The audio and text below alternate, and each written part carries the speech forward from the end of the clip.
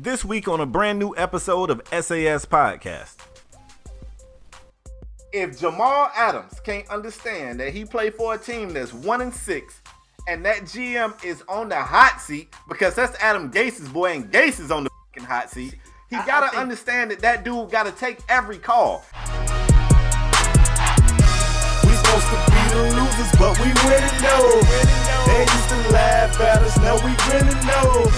They used to tell me never in my lifetime. I guess they wasn't in they right. Sir, what's going on, folks? Welcome to a brand new exciting episode of Strong Arm Sports Podcast, the realest sports talk pod in all the damn land, bro. True. Fam, I mean in all of it. True. That's what I'm saying. Get your energy up. Folks, we're back to wrap up the previous week of sports in dramatic fashion. You know how we do, right? No BS, no sugarcoating, no biases, only that strong arm truth. Now, if this happens to be the first time you caught our show here on YouTube, if you're watching, or if you're listening on any of our various podcast channels, I'm one half of the show. I go by the name of K Spade the Prospect. And I'm your boy, the Paris 57, and together we form Strong Arm Sports Spade. Yes, sir. Spade, first of all, I want to start off by saying the Baseball World Series happened. I think the Nationals won that joint. Do we care? Bro, we didn't even know. Hell no, we don't. Okay, I mean, we're moving on then. It's our job to report the news. The Nationals won the World Series. We're moving on. I would rather you report that James Harden and Russell Westbrook was at the game and both of them jokers had leaned over when the pitch was coming. That shit was crazy. You saw that? But it was some titties. It was some titties back then. Oh, it was some of those. I peeped. Oh yeah, I mean that was the most. That shit was more exciting than the game. Like, and Shawty said, if by any chance you missed the titties, she'll do it again. Yes, that's what she said. That's what she said. And that shit had more retweets than the actual World Series footage that they was probably showing had on more Twitter. Views too. That too. Baseball. Hey, Spade, I'm tired of somebody, bro. And I said this last week. I said, yo, if the Browns aren't better this year, I was going to bang the cannon on them. But Spade, something happened this week. What happened? Something happened this week, man. What happened? Baker Mayfield is in the news for things other than playing football. We just talked about Odell for being in the news for things other than playing football, and now his quarterback is in the news. Baker Mayfield, I think it was after a practice, correct me if I'm wrong. I think it was after a practice, and it was a reporter there doing a reporter job, asking them things like, what was going through your head there? Why did you make this play? Baker was like that. The clock was still going and whatever. Then he asked Baker, were you happy with that possession or that drive or something? Or with the offense? Were you happy with the offense?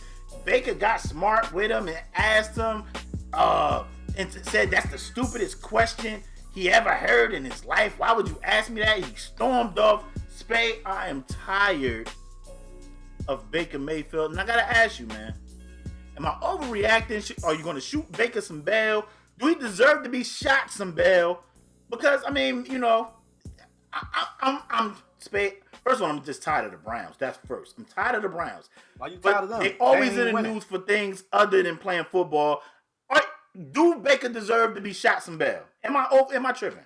You asking the wrong one. I've been on Baker head like a cap since it was footage of him drunk running from the police in college. I always felt like Baker was that player who had enough talent that he could get away with things that other players can't get away with. And he's not the first time we've seen this. We've seen it before, and we'll see it again. But it kind of don't sit right with me. I like that he's a gamey dude. I like that he's the type of person that he gonna talk the talk first. It's easy to talk that shit after you walked it. I don't really like people like that. You know what I'm saying? I don't want to throw this man under the bus, but don't go have a good game and then come back and be like, you like that. Like, bitch, you surprised yourself. You didn't even know you was gonna play that good. I like people who talk that shit win, lose, or draw. My problem with Baker is Baker don't necessarily.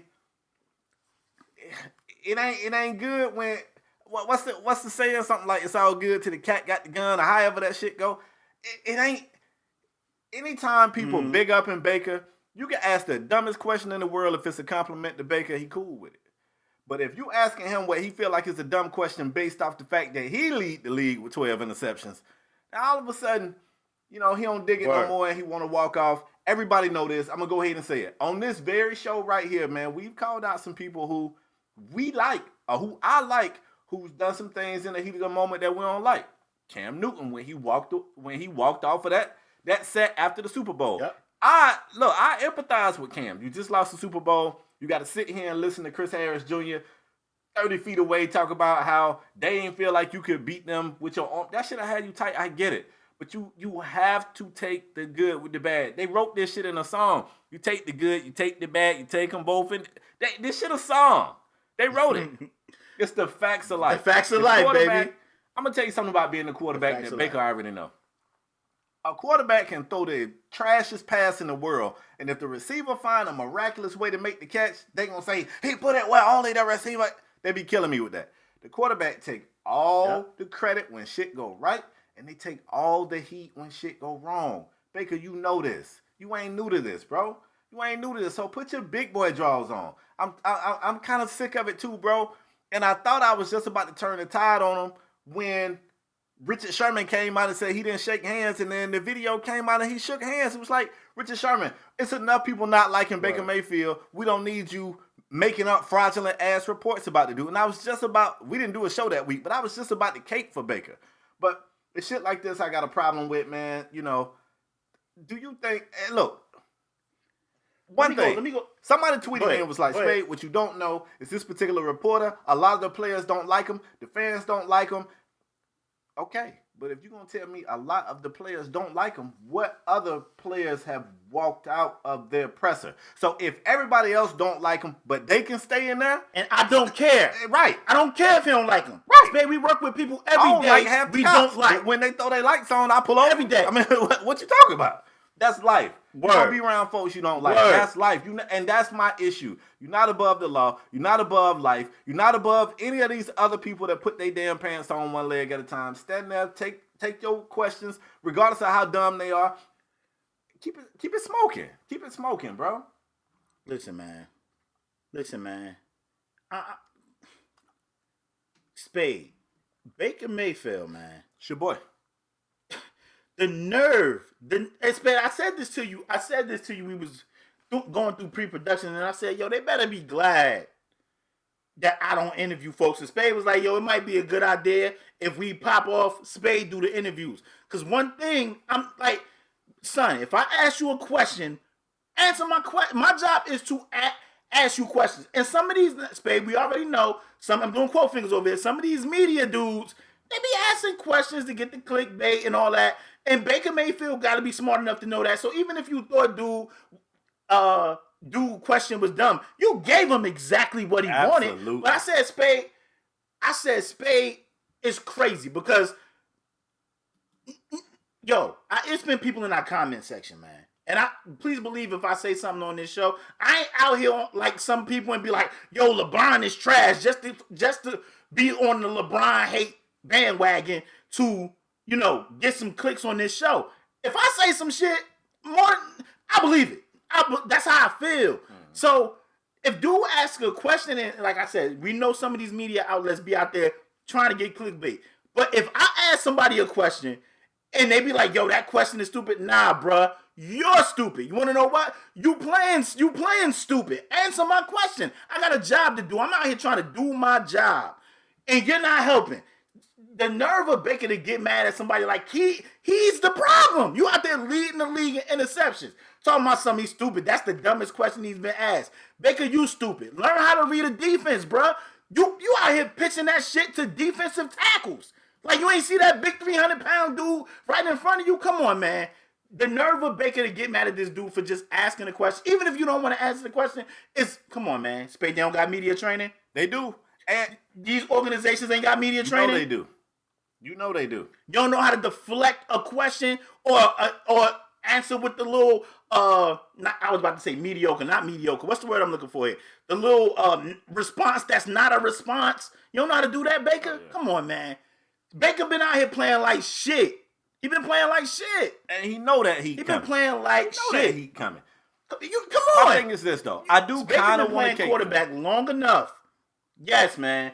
You've been playing quarterback long enough to know, yo, I'm playing like shit. I mean, the team ain't looking good. People was picking this team to go to the Super Bowl. People were saying, oh, if Tyrod didn't play last year, and they started Baker from the jump, this team would have made the playoffs. What's happening now? Now you got more talent. See, I'm gonna tell you something about it's crazy, Spade. Because it's all good when you it's easy to get wins when nobody had expectations. You know what I mean? Teams can be going in there being like, oh, it's the fucking Browns. These dudes suck. And you can sleep on the team. A team can come out and sleep on you or look past you, Spade. We see it every week in sports. A team can sleep on you. You're like, oh, they thinking about maybe this week we got the Browns, maybe next week we got the Patriots. We like, oh, these the Browns. We worried about the Patriots. And they can sneak a win out there. But now you have expectations. People are saying, yo, y'all the best team in that division. Not only that, Big Ben went down. Not only that, Le'Veon Bell is gone. Not only that, Antonio Brown is gone. People, Spade, the Ravens look good, but people were saying Lamar Jackson ain't no quarterback. They don't have no weapons. They don't have no weapons. The Bengals are a shell, they're done. They're not even starting Andy Dalton this week. They're starting Ryan Finley. They done benched Andy Dalton. So people saying, oh, the Browns, and trust me, this ain't going to be the last time I bang the cannon on the Browns. Like I said, they better get 8-9 wins this year. They better, because I'm going to be back to this conversation. But the Bengals not good. What is stopping the Browns? It's Baker Mayfield with the turnovers. Now, somebody going to be like, oh, well, Chubb had 2 tough fumbles. He did. But Spade, shit. You look at that offense. It's really been Chubb. Oh, absolutely. It's been Chubb. Chubb been over 5 Chubb been the only bright spot. He had a bad game. Baker is having a bad season so far. Yeah. Chubb had a bad game. Baker's having a bad season. I'm tired of the Browns. I'm tired. They're not even the Browns. The Browns is the Ravens. Get them out of here. They never lied. The real Browns is the Ravens. The real Browns got Lamar Jackson. Who are these guys? Bro, I just want to say this. I do kind of want to throw a little bit of Bell Baker's way, and when I say a little, I'm talking like a teaspoon. This ain't the first time we've seen a player get frustrated with, men and women of the media. It ain't the first time we've seen them get pissed off about a dumb question. It ain't the first time we've seen somebody walk out of, a presser. All I want is this. That's true. Every time that's happened, people act like it's the most disrespectful thing they've ever seen a player do. And I want y'all to keep that same energy for Baker Mayfield. One other thing, because I'm the king of petty, Baker Mayfield has played 21 games since he's been in the league. He's got 26 interceptions. He had 14 last season. He's already got 12 this season. For everybody who was in my mentions talking about get Tyrod out the way, I just want y'all to know Tyrod Taylor has played 67 games in the league, and he's only got 20 interceptions in his entire career. So, say what you will. Oh, and also, Tyrod Taylor never had a double-digit interception season. Ever. So, for everybody who was saying Tyrod Taylor, what's the problem? Hey, I just want to know where y'all went. They said it was you, too. What about y'all you? Hella quiet. It was you. Y'all hella quiet this year. All y'all who were popping that shit last year, where y'all at? Yeah. Hit me up. I thought it was Hugh Jackson. Tweet me. Because last year problem with Tyrod and Hugh, who the hell the problem this year? That's all I want to know. Is it still Tyrod? That's what I want to know. Hit me up. Or Hugh. They quiet this year, bro. I don't know where they went. Hugh got fired and banged the cannon on Baker, and they killed Hugh. Like, oh, he just saw. Even matter of fact, Baker Mayfield said some shit about Hugh. More than it was like, he just mad. Come on, man. Bro, yo. Where all them people go, LePay? Play football. Where all them folks go who was saying it with Tyrod? Where they at? Man. I don't know. Where? They with the old Warrior fans, because I don't see none of them no more either. Quiet as a peep. Let's move forward, fam. I don't see no Warrior fans no more either. Warrior fans took the season off. That's not a thing. They don't exist. Ain't no Warrior fans. Fam, let's keep it moving. You right, ain't no Warrior fans. Let's stay here in the NFL. Let's get it, man. And let's talk about something that you probably expected and something that you didn't expect. There are 2 undefeated teams in the NFL, and one of those teams is the New England Patriots. Mm-hmm. Now, if I told you before the season that 8 games in, the Patriots would be undefeated, I don't think that would be a hard sell. You probably would have bought it. You would have bought a little bit of it. Yep. But if I told you that 8 games in, the San Francisco 49ers would be undefeated, I don't know how many people would have bought that. I don't know how many people would have bought it. And LePairs, you are this show's NFL expert. I got a question for you. Yeah. Because I feel bad that I'm even asking you this. It's 8 games in, and I still don't know if this is fool's gold. Is this shit real? Should I bite it? Good. 49ers fool's gold. I like it. San Francisco 49ers. Like that. That was nice, right? Yeah, I like it. Fam, San Francisco 8-0. How far you got this team going, and how serious are they to you? I need to know. 40. That's a great question. Or the 40 spade. That's what I do. I think at this juncture, 8 games in, you gotta start. Now we done seen teams start hot and end terribly. So this can definitely turn around. I know they're a little banged up at the running back position, and I think Kittle just had a knee injury, but he dodged like anything major. So I think he's gonna be all right. But Spade, I think we gotta put some respect on their name. They 8-0, and I mean they record. I mean they schedule so far. They had some joints up there. Now the Rams, for whatever reason, whether you want to say it's Gurley, whether you want to say it's Goff, whether you want to say it's that defense, we already know they traded for Ramsey. They let Talib go. They let Peters go. They traded them guys. They got them dudes up out of there. So whatever the reason is, you want to say the Rams aren't the Rams anymore. They're not looking the same. Gurley not looking the same. Goff not looking the same for whatever reason. But we gotta put some respect, especially being in that division where they at. Spade, if I'm not mistaken, the Cardinals in that division, the Rams in that division, the Seahawks in that division, right? Like they got a tough division and they 8-0, man. I gotta put some respect on their name as we stand today, this Saturday. What is it? November 1st. As we stand, it's the first of the month. While we on the first of the month, I gotta put some respect on their name and say, yo, their defense is playing ball. They had, Tevin Coleman is always Tevin Coleman, what's his name? Tevin? Telvin. Yo, he been running that thing. Now, we already know when he was with the Falcons, he had them little knick-knack injuries, and it looked like it's still some of that with the Niners, but they running the ball. Garoppolo looks good. They traded for Emmanuel Sanders. George Kittle is looking like, with Kelsey with no Mahomes, is George Kittle the best tight end in the damn league? We ain't been hearing no Ertz. Mahomes been out. We ain't been hearing no Kelsey. George Kittle looking like he all world. So they making plays on defense. No Cam. We ain't been hearing about no G-Reg. Get back, Cam. He had to throw G-Reg in there. But, Spade, I'm taking the Niners serious, bro. Now, I don't know if that means they can make a Super Bowl run. I think they can. People better not sleep on them. They better not sleep on them. They got first-round picks all across that defense. They better watch out for the Niners, man. Let me ask you a question. Go ahead. And I'm not trying to shoot like I said, I don't know. I just don't know. They play 8 games. You spoke to the difficulty in their own division. They've only played 1 division game so far. Okay. That was against the Rams. They beat the Rams 20-7. They haven't played the Seahawks yet. Okay. They play them this week. Yep. They have played the Cardinals. They just played the Cardinals on, what was that, Thursday night, Monday night? The Cardinals played them tough. They made them work. I was going to say. They made them work. 3-point game, fam. Let me say this, though. Those games right there, you want to see. You want to know how you tell if a team is fool's gold when you had those type of games. Now, I think, if I'm not mistaken, I want to say they was up maybe 28 or 21-10, something like that. But the Cardinals, them are the games you want to see. Can these teams, because we know teams like the Patriots, they win in those close games like that. So you want to see, can the 49ers hold on to a lead? Can they pull it out at the end, or can they hold the team off when the team is surging? And they did it. Mm-hmm. They did it. A tough division opponent, man. How far you got them going, bro? Spade, I want to say. Obviously postseason, but where we going? Do they play at least in the NFC Championship game? My gut is telling me no. If you told me you got to put money on it, they playing in the NFC Championship, I'm not taking that bet. Okay. I'm not taking that bet. All right. But let me say this. If they was to make it, I wouldn't be shocked. Because like I said, Spade, the other Bosa, I don't know, Joey, what's the other Bosa name? They got Nick. Them damn Bosas in them damn watch. They everywhere. But the one for San Fran, Nick Bosa, man, he looking like he defensive player.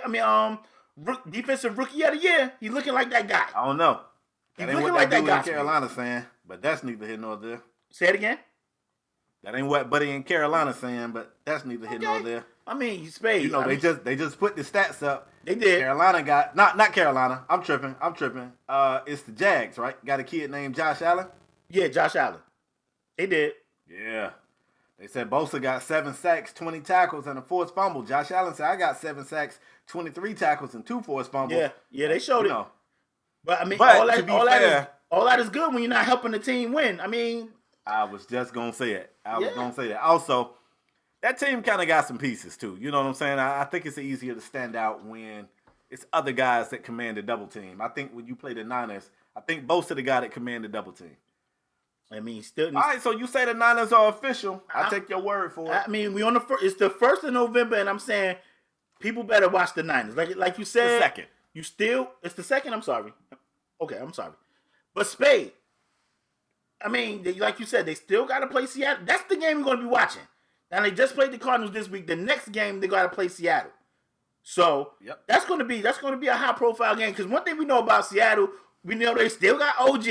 We know they want to run the rock. And if all else fails, Russell Wilson do that little running around 700 times. He'll run 700 yards to throw that thing to Tyler Lockett.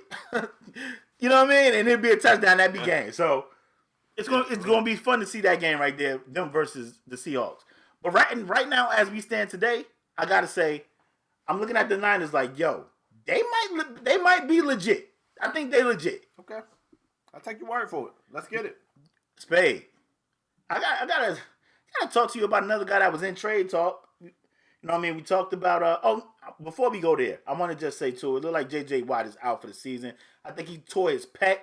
And if anybody that don't know, man, I had a homie that tore his pec muscle and he said that shit hurts like a mug. So J.J. Watt, you know what I mean? Hope he get healthy, man. The Texans is one of them teams I kind of low-key root for because I like Watson and I like Hopkins.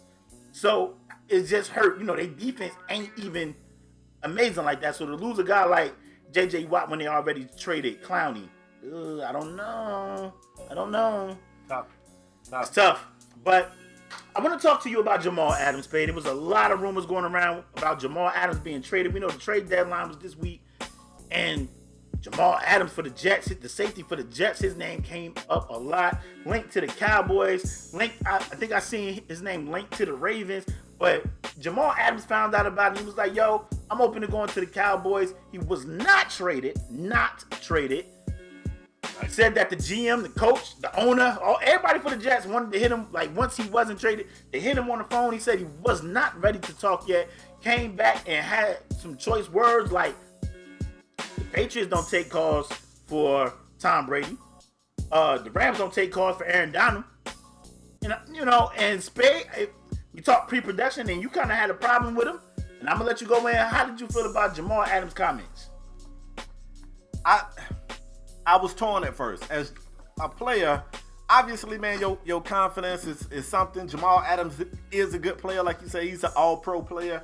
And I can completely dig him saying that I feel like the team kind of did some shady stuff. He went as far as to say that he spoke with somebody like on Friday before the trade deadline. They promised him he wouldn't be moved, and then they took some calls for him, and that pissed him off. But they didn't never promise that man they wasn't going to take no damn calls. The GM of that team got a job to do, and his job is to field questions and try to make this team better. They 1-6. Bro, they 1-6. You think I'm not going to take a call? And then he like, the Rams don't take calls on Aaron Donald. The Patriots don't take calls on Tom Brady. First of all, you don't know what the fuck they take calls for, Jamal. They don't. You think Robert Kraft get on the phone with you and be like, hey, GM, you don't know what the hell them GMs is talking about. That's one. And for two, you also don't even know what was offered up. So that GM is definitely going to listen. He's definitely going to listen and see what's going on. If somebody want to offer him something that he feel like is going to help turn things around and save his ass, because at the end of the day, Jamal, you might be a likable dude, bruh. Don't nobody in that damn organization like you more than they like taking care of their damn family. So if my job at stake, you can call me today about Jamal Adams before I lose my damn job, because I got mouths to feed. And I like myself, and I like my money, and I like my family more than I like my safety. So I didn't really dig that. Now, he did say that he met with somebody. I don't know who the hell he met with, the GM, the team owner, somebody. He sat down and had a conversation with him, and he said that the talk went well. But he said he didn't talk with Adam Gase. He's not willing to talk with Adam Gase. And I'm going to be honest with you. The Jets may have, and it ain't no nice way to say this, bro, so I'm going to just jump off the cliff. The Jets have fucked up with Adam Gase. They brought Adam Gase over, which first of all, too many people, bro, too many of these coaches, these coordinators, they get credit for being quarterback guys, and you put them in situations with quarterbacks, and they don't necessarily make it do what it do. Now, Adam Gase got a reputation of being a quarterback guy back in Chicago with Jay Cutler, when Jay Cutler and Forte had some shit popping, right? Yep. That's what got him the gig in Miami. He came down, he was supposed to be the quarterback guy for Ryan Tannehill, but word on the streets is him and Tannehill, really, they weren't even just vibing like that. And Tannehill was already an okay dude. He just couldn't stay healthy. When he was healthy with Gase, he did look okay. I mean, you can see that that's evident in Tennessee. That's evident in Tennessee. That's evident in Tennessee. That kid can play. He's all right. Gase did not perform well in Miami when Tannehill wasn't healthy, which should have been a red flag to the Jets because the quarterback guy should be able to take a backup and look somewhat decent. Now, I know Matt Moore got in for a little while, and I was on the record of saying I felt like Matt Moore was that guy. But when he got with Jay Cutler, who was his guy, shit did not go well. Right. The Jets turned around and offered this guy a job, but not just a job. They let him handpick his GM. They let him they gave him control. You got Le'Veon Bell, who's upset. He's saying that he's not getting enough touches. He don't like the way Gase is using him. The players out there don't like Adam Gase. The fan base don't like Adam Gase, and they don't give Adam Gase the key to the city, basically. Jamal Adams, if he want to be mad with Adam Gase, I'm cool with that. But I didn't like him coming out saying like, this team don't take calls on this guy. This team don't take calls on that guy. I hold myself to that regard. Fam, who in the league do you think don't hold themselves to it? It ain't about where you hold yourself. It's about where other people hold you. Man, Khalil Mack won Defensive Player of the Year and got traded. What has Jamal Adams done? What have you done? You ain't done shit. Let's be honest. We know Belichick wanted Tom Brady out of there for a few years now. And facts. And the owner forced Belichick's hand to get Garoppolo up out of there because that's who Belichick wanted. And we remember that New England was about to send Gronk ass to Detroit, and Gronk said, I will retire. Like, I'll retire before y'all do that. So, I mean... Didn't we see the Patriots send Jamie Collins out when he was still kind of that dude? I mean, just numerous... They send Chandler Jones people. Out? Joe Montana got traded. We can name numerous people. So, but... Spade, you're 100% correct, but I think what he's saying is I'm our best player, and y'all about to get rid of your best player? I mean, Le'Veon Bell was on the block too. It's a report out there that they was trying to trade Le'Veon Bell back to the Steelers because the Steelers running backs is banged up. But they couldn't work anything out. That's the report. I don't know if it's a rumor, if it's true or not, but that was the report I read this morning, that Le'Veon Bell was potentially on his way back to the Steelers because they're banged up at the running back position. And the Jets, they said Gase never wanted Le'Veon Bell. They never wanted Le'Veon. So, it's a mess over there, man. It's a mess over there. It's a mess. That's all I'm saying with the Jamal Adams thing. I'm thinking Jamal Adams is saying, I'm my best player. Y'all taking calls about me like I'm the problem? I'm the best player. I'm the best player. Spade. But go ahead. I hate to be that guy, LaParis, but I challenge that. I know he's had some injury issues this season. They got C.J. Mosley. C.J. Mosley is a hell of a player. They got Le'Veon Bell. Le'Veon Bell is a hell of a player. Okay. And I feel like the face of this team moving forward is Sam Darnold. So I just named 3 people that might be more valuable or equally as valuable to that team as Jamal Adams. Why do Jamal Adams think why? Why do he feel like he's untouchable? What has he done? What have you won? What had that team won? Why would you be like? Why? Bro, your point is valid. Your point is valid. That shit blowing my mind though. I would like to sit down with Jamal and ask him. He's an all-pro player, bro. You know how bro. He ain't the only one. You gotta have that type of feeling about yourself. See, to me, right? To me, this isn't the same thing. I don't know. I'm not saying you're trying to make it that. This isn't the same shit as Baker because Jamal Adams is out there balling. Like, he's balling. Is he? Yeah. Like, he's balling. Is he, though? Spade balling, bro. Don't do that. Spade, don't do that. Bro. Spade, don't be that guy. This team in nothing. He don't lead this team in no statistical categories. Because he don't lead this team in nothing. Because they don't, Spade, they ain't over there. They ain't over there testing that man. They're not testing him. Make a play. Spade, they're not testing that man. And you might be right. He's got 1 pick 6. that might be. I'm trying to see. I think he got the only pick 6 on the team. I lied. He don't even. C.J. Mosley got one. C.J. Mosley ain't played number 2 games. He got a pick 6. Yeah, so I can't even give him that. They don't need, okay, I just. I think you're being a little too hard on him, man. Am I? Yes. I just want to know. Yes, I think you. I mean, the people. Hey, let them know. I'm saying Spade is being too hard on Jamal Adams. Spade think, hey, he's saying, what has he done? I think Jamal Adams, Spade may think different. He's saying they got Le'Veon Bell, who was just on the block. And you know what?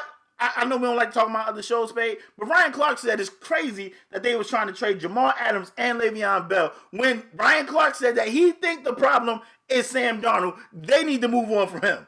That's what Ryan Clark said. And I'm not saying that's making my point. I'm saying that you saying Le'Veon Bell, you said Jamal Adams, you said C.J. Mosley, you said Sam Darnold. 2 of those 4 they were trying to trade. That's my point. I think they would want, and C.J. Mosley ain't on trade crying. C.J. Mosley, but they signed C.J. Mosley to such an astronomical deal, they're not going to be able to move that money, that contract. That's what I think. But I think they want to trade C.J. I think this. Go ahead. C.J. Mosley. First of all, Sam Darnold's not having a good season, but I think that fall on Gase. That's your quarterback guy. That 100%. If your quarterback guy got your second-year quarterback regressing, then you ain't doing your damn job. If you can't do shit else, you're supposed to help the quarterback. I'm not disagreeing with that one. But you still caping for Jamal. I don't understand. They told Jamal that he wasn't going to be traded, and he didn't get traded. So what the hell is he? What are you upset about? Because I took a call. Player, Spade. He ain't though. He their best player. He ain't. He is. He ain't. Spade, he's their best player. He is. He is. All right. Spade, it's crazy, Spade, because come on, man. The made men ain't the made men without K Spade, bro. What are you talking about? It's like the little men or something. Come on. All right. It's not the made men. I digress. Come on, bro. We might premiere this episode. First of all, let me step aside for a minute to say something. We premiered last week's episode. Yeah. If you're listening in podcast land and you don't know what the hell we talking about, YouTube has a pretty awesome feature called Premiere where we can upload the video but schedule it for a certain time and we watch it premiere like it's a live stream. We can be in the comment section. We can chat and interact with the viewers and it's really pretty damn awesome. We premiered last week's episode and I might premiere this week's too because that's all right. I can't. I'm not gonna let you say Spade. You gonna put some respect on Jamal. We so far away on this. He's a stud, bruh. He's a beast. I like him. Khalil Mack won Defensive Player of the Year and got traded. What the hell is Jamal talking about? I agree with you. I'm saying what the hell is he talking about? I'm saying he feel, I'm our best player, and y'all trying to get rid of me? Me? I'm the best player. Spade, come on, man. Let me tell you something. That's like if the made men was trying to trade you. Let me tell you something. and you know this, I got a 1996 Chevrolet Super Sport Impala. Yeah, that's my baby. Named Black Beauty. Yeah. I love that fucking car. Yeah. I don't want to sell that car. Okay. But if somebody pull up with a briefcase, I'm going to hear what they got to say. You saying I'm going to listen to what they got to say. I'm arguing that he can't be traded. And Black Beauty better not rev up on me because I listened to that damn phone call. That's not my argument, Spade. I'm arguing. That's not my argument. Anybody can get traded. I agree. If somebody came to you and be like, yo, I give you 30 racks for that, hell yeah, you better do it. Because you can get two of them for that. It's the same thing, LaParis. No, it's not, Spade, because I'm saying we don't know. That still don't make me fit. Yo, somebody could be like, yo, get rid of LaParis, go get Skip Bayless and put Skip on this shit. Is it Skip gonna draw that more interest than me? But that ain't gonna make me feel like, bro, Skip ain't better than me. That's how I feel. Man, that shit might not be true. Let me tell you what I know about you. And you have said this before, so I really got you backed up in the corner. You finna have to eat crow on this show. Go ahead. We was talking one day about the prospect of us separating to do other shows. Mm-hmm. And you had said to me, you were like, man, if you left the show, I don't know if I would want to do the show with nobody else. I wouldn't. That's me. I wouldn't. To your credit. And I told you, if somebody hit me up and was like, yo, we wanted you to do this thing solo for X amount of dollars. And I was like, I would have to, you said, if the money was right, I would want you to do it. I don't want you to walk away from some insane amount of money. If Jamal Adams can't understand that he played for a team that's 1-6 and that GM is on the hot seat because that's Adam Gase's boy and Gase is on the fucking hot seat, he got to understand that dude got to take every call. I can say, look, man, Jamal Adams is not on the block. And you like, yo, I got a call. I'm hitting you up. I got a Jamal Adams offer. I got to listen. That don't mean I got to take it. I got to listen. You got to listen. No, but that's what Jamal's saying. He's saying they shouldn't have took the call. He's stupid. Because they got to take the call. He feel about himself, Spade. Because he's... Now, fuck that. No. Come on, bro. But if you're the owner of the team, 100%... Bro, they might... Bro, if I remember, somebody going to correct me because I'm going to have the number all jacked up. But the Cowboys traded Herschel Walker to the Vikings and got a slew of picks. That's how they was able to get like Michael Irvin, Troy Aikman, Emmitt Smith. That's how they was able to get the triplets down there in Dallas with all them damn picks they got from Minnesota. So yes, Spade, as the team, you have to listen. As the player, come on, Spade, I can be pissed. Absolutely. Yes. I guess. Bro, Grump said, yo, y'all trade me to Detroit, I'm retiring. I'm out. Yes, you can be pissed. That man Grump is an all-pro, Pro Bowl, Super Bowl champion. Bro, I gotta tell you a joke. Hold on, let me back up here on my website. It's crazy because I didn't even know that this topic was gonna be like this. Yeah, I didn't know you was gonna come out here and Johnny Cochran for Jamal Adams. I didn't know you were gonna do that. I'm saying I understand, bro. I don't. Spade. Go ahead. I'm with you. Go ahead. A safety who got 39 games played and 2 career interceptions just said the Rams don't take calls for Aaron Donald. That's a defensive player of the year. What the fuck are you talking about? Why are you saying this to me? I think he won it 2 times. Right. Why are you saying that? He said the Patriots don't take calls for Tom Brady. He got 6 rings. What are you talking about? Why are you saying your name with them? Why? What is this? I'm not disagreeing with. I agree. But you are though. Spade, you understand why he's saying this crazy shit. And I don't pro elite ass talent in this league. And he is. So you telling me that in his mind he think all pro and 2-time defensive player of the year is equivalent? Come on. Because if that's the case, I didn't say that. I say he think I'm the best. I'm the best thing over here. That's how he feel. I'm the best thing over here. I don't want to talk about Jamal no more. I'm angry. Let's go. The most memorable thing in this man's career. I think it's... Listen. Bro, the most memorable thing in this man's career. And let me just say this, baby. If somebody was to offer you and be like, yo, we want you to do this joint. We want you to... First of all, I know you well enough to know, like, yo, you my man, 50 grand. So if somebody was to be like, yo, we want you to do this joint by yourself. We giving you $10 million. I at least know... I'm going to tell you to go do it because I know you got me and my house going to be paid off. I'm going to be Gucci. Facts. So your $10 million going to be my $10 million. We're going to be Gucci.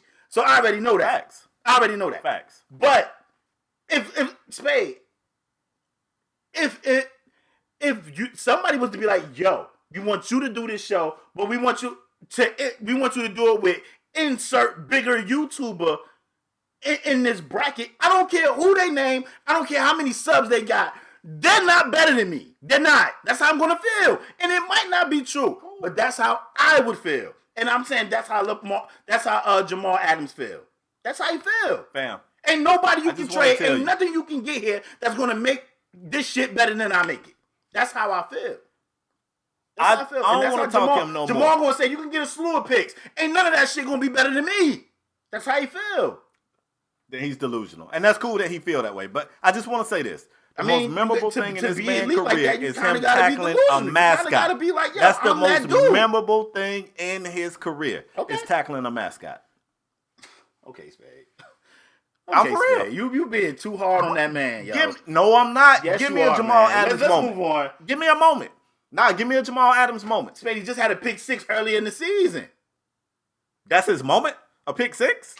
I mean, you talk about some shit that happened on Pro Bowl weekend. He was at the Pro Bowl. That shit got more press than the pick 6. That's my point. I mean, because it's the Jets. Who talks about the Jets?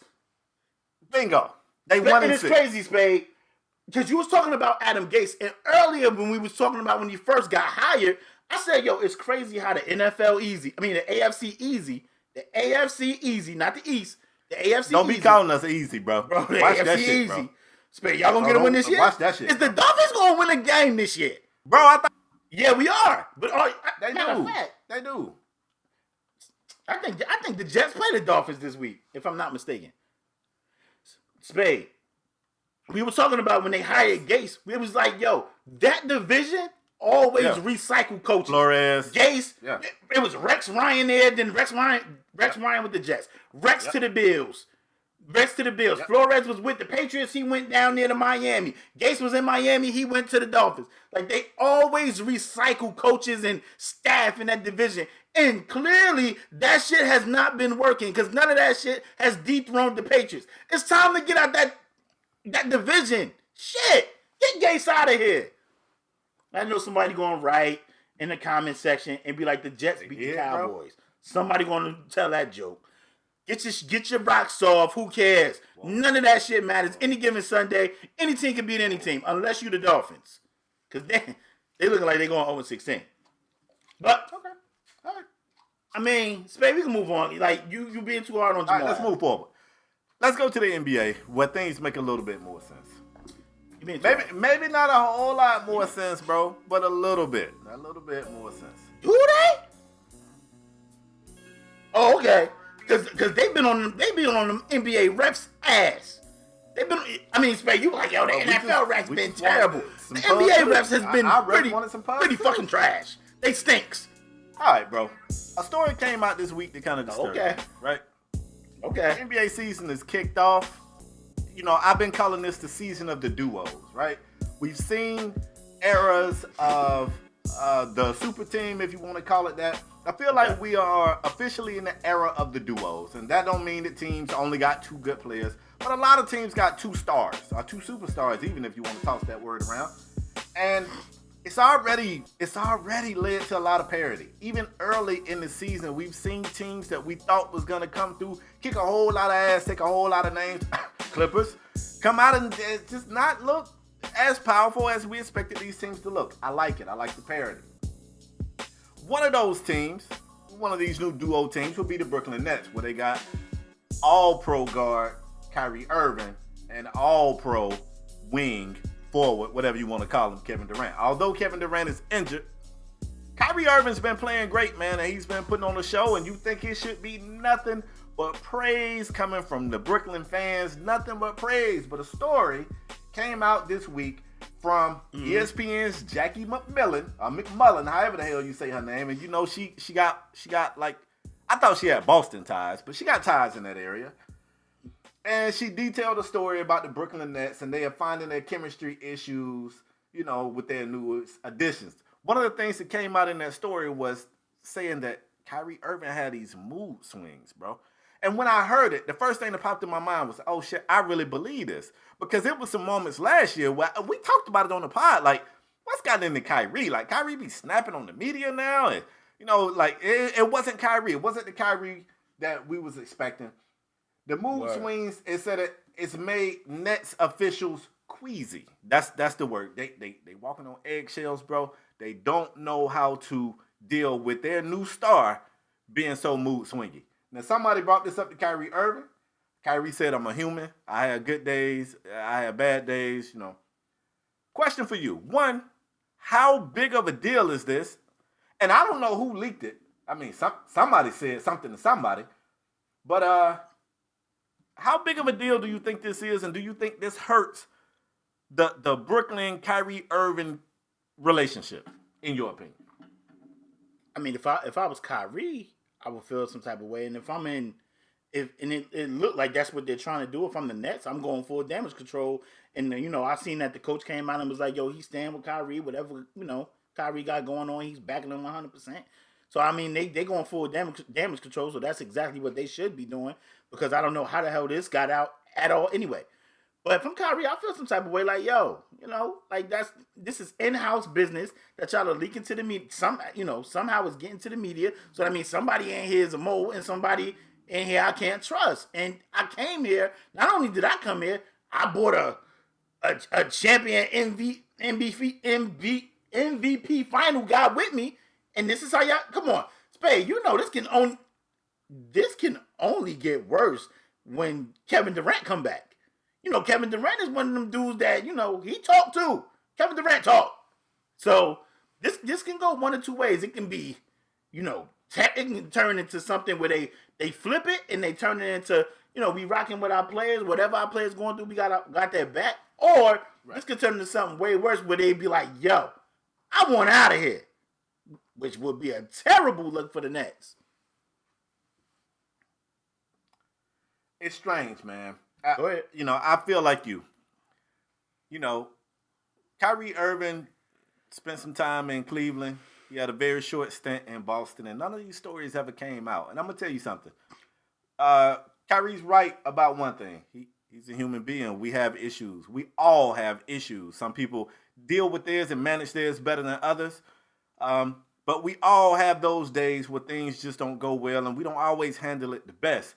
What you hope for is that you have people around you, whether it's friends, co-workers, business associates, whatever the relationship is, you hope that you are around people that care about you enough that whatever flaws you have, that shit is safe with them.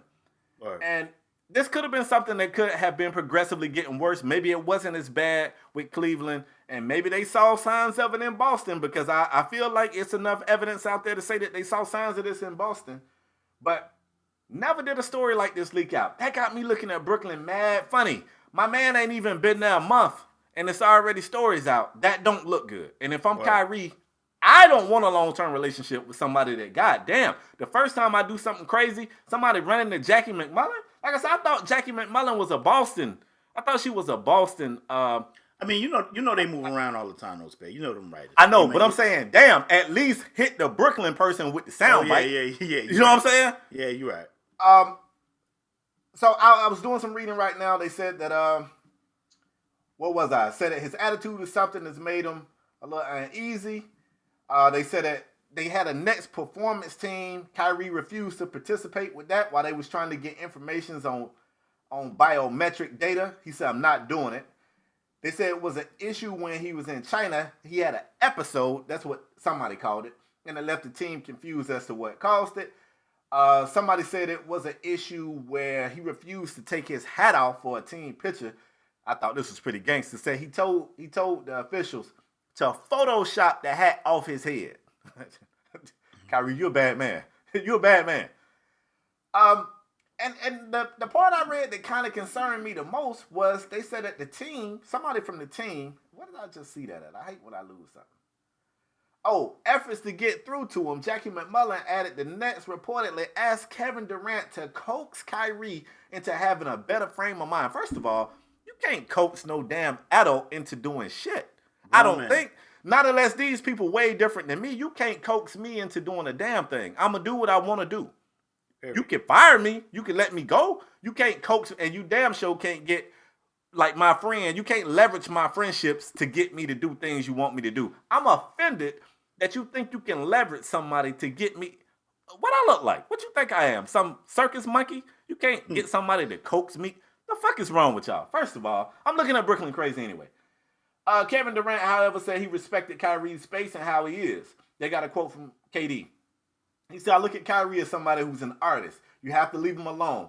You know what he'll bring to the table every night because he cares so much about the game. Now, it might not be how other people want him to care about it. He has his way of doing things, but I respect who he is and what he does. He has all the intangibles you want in a teammate. I don't know how the hell he know this. They ain't never been teammates. And a great player. So how he gets to the point to be ready for 7:30 every night, I'm supporting him 100%. Kudos to Kevin Durant for the way he handled that. Because I would have handled it worse. And I like the way KD handled that. I'd have said, I'm not, what the fuck I look like? Like, who y'all think I am? I'm not some handler. You go coax him into doing. Like, I can't make that man do. I would have handled it way worse. I like the way this was handled. I got to be honest with you, bro. I'm watching this thing. Because Kyrie, for one thing, I think Kyrie and Kevin Durant do have a legitimate friendship, and I think that's going to help with tough times. I don't care what situation you in. It's a little bit better with a friend. You know, you can give me You can give me 20 in the pen and my homie in there too. It's gonna be a better 20 than if you throw me in there with some folks I don't really rock with. I'm afraid it's gonna get to a situation where Kyrie Irving don't trust or respect the people around him. I think he already did. I don't think he trusts him at all. I wouldn't trust him. He shouldn't. Why? Clearly somebody telling him they got too many details for somebody not to have said something. Right. They know. Details, specifics. Yeah. So yeah, man, I'm a little concerned about this thing, and I want to see how things go. I would feel a whole lot better if KD was out there with him, but I do like that KD had his back, even from afar, even from not playing. Like, no, I respect. I got a feeling, Spade, they're gonna work this shit out because they know if Kyrie gone, KD gone. I don't care. Trust me. Like if Kyrie was to hit KD and be like, "Yo, you know what? This shit right here ain't about to fly." They both out of there, and I know somebody gonna be like, "Oh, the way these, especially in the NBA, the way Paul George just went up to the owner and said, y'all want to be traded? Like, y'all ain't got no choice? Like, they'll be going. Like, if they want to be out, they'll be out. So, I think the Nets learned their lesson. I hope. Like you said, we're going to be watching, but I think the Nets learned their lesson. Like, I don't think we're going to hear anything else about some shit being leaked. I did just see something that I missed, though. And I said maybe this thing progressively got worse. Maybe it wasn't an issue in Cleveland. Maybe it was. Because Bleacher Report posted Jackie McMullen's report, and J.R. Smith commented and said, "Damn, young God, already?" So I don't know if that's J.R. saying they already tripping on you. Damn, you already done showed them? you showed them the bad shit already? Like it. So I don't know. I don't know how you want to read into that. We know J.R. is a wild one, but yeah, it's definitely something to keep an eye on. And one last thing, and then I'll shut up. People do a lot of faking when it comes to mental health awareness and concern. People always be like, "Oh, I'm for mental health," but like actually be about it. You know what I'm saying? Like when I read this, the first thing it put me in the mind of LaParis, and I'm finna go kind of dark, but it put me in the mind of how the Pacers and the Bulls talked about, I can't think of this fool's real name. Ron Artest. I finna say Meta World Peace. Oh, okay. If you go back and watch that 30 for 30 about dude, like the Bulls was begging this dude to get like some help, man. Like they were saying, like even his college coach would say, like, this dude would just come in, everybody be laughing, talking, shit'll be fine, and the next thing you know, this man to be like ready to jack somebody up, ready to throw a chair, leaving practice for the day. Like, hopefully it ain't that bad with Kyrie, but you know, I hope somebody that care about him, keep an eye on him and just throw an arm around him. I ain't saying send him to a shrink. You know, maybe it ain't even that serious. Maybe it is. Who knows? And Spade, we human, and sometimes I'm a Gemini, man. Some days I don't want to be bothered. I don't want to be bothered. No, some days people just don't want to be bothered. This might not be a good day. Like, leave people alone sometimes. And I get it. You at practice. You got to communicate. As long as it's not affecting his work, and somebody going to argue, well, it could be affecting his work environment. It might be making everybody else uncomfortable. And it's a sketchy conversation, man. It's a tough conversation to have because I don't know, man. It's tough. It's tough. But I think the Nets learned their lesson, and I bet you we won't get shit else leaked. I bet you won't get any more Jackie McMullen reports. Better not. Not about Kyrie. Maybe about somebody else, but it won't be about Kyrie. Ready to move on? Yes, sir. Spade, can I get an I'm right? Can you tell me I'm right? Not about that Jamal Adams stuff. What you talking about? No. About our next topic is pertaining to the Warriors. I told you it was going to be a lot of tough shooting nights. Too soon. Geez. What? I can't get it. I'm right. I was right. Nah, this one feels bad, bro. Okay. Bro. Spade, but before that, he was shooting bad. Okay. Go ahead. Well, can I get another apology? You said Mike Conley can't spray up. He been spraying up. Bro, can you just do your segment, bro? The next segment is the Warriors. I'm just saying. The next segment is the Warriors. We're talking about the Warriors. If you guys didn't know, the Warriors been struggling, to say the least. They've been struggling. Why you laughing, bro? Why you laughing when you said that? That's I'm gonna tell you. Let me just make this very clear, right from the offset. No pun intended. Listen, let me just make this very clear. Ain't nobody nobody about to feel sorry for no Warriors, okay? I'm not feeling sorry for these dudes out there in the Bay. I'm sorry, Golden State. They ain't even in Golden State no more. Where they play at? They ain't even in. Listen, sorry. I'm not feeling sorry for the not feeling sorry for the Warriors. But if you guys didn't know, the Warriors stink. Grow up. The Warriors stink, and it's crazy. Now, I'm not clapping up that Steph Curry did break his hand. He's out for 3+ months. That's what I read. He broke his left hand, if I'm not mistaken. It looks like he's going to be out for 3+ months. Not only that, Steve Kerr came out and said he will monitor Draymond Green workload, so it look like he's going to be playing less minutes. Maybe the Warriors may be going full tank mode, and they trying to get LaMelo. Ain't that the other one? LaMelo, the little baby, the little small son, the little small tall son, the younger son. What's his name? LaMelo Spade? Let's go with younger. Yeah, LaMelo. Okay, let's go with LaMelo. Maybe they might be trying to go full tank mode, and maybe they trying to get LaMelo. I don't know. But Spade, the Warriors is in disarray. The Warriors stink. Steph Curry broke his hand. He's out for 3+ months. Draymond Green getting his workload monitored. All these are questions. Curry, Warriors, the state of the Warriors, Draymond Green. Is Steve Kerr getting exposed as a coach? What else can I think? They got a new building. Now they can't even fill the stands. Spade. They made people buy season tickets for a team that's ass. Like, what's going on with the Warriors, bro?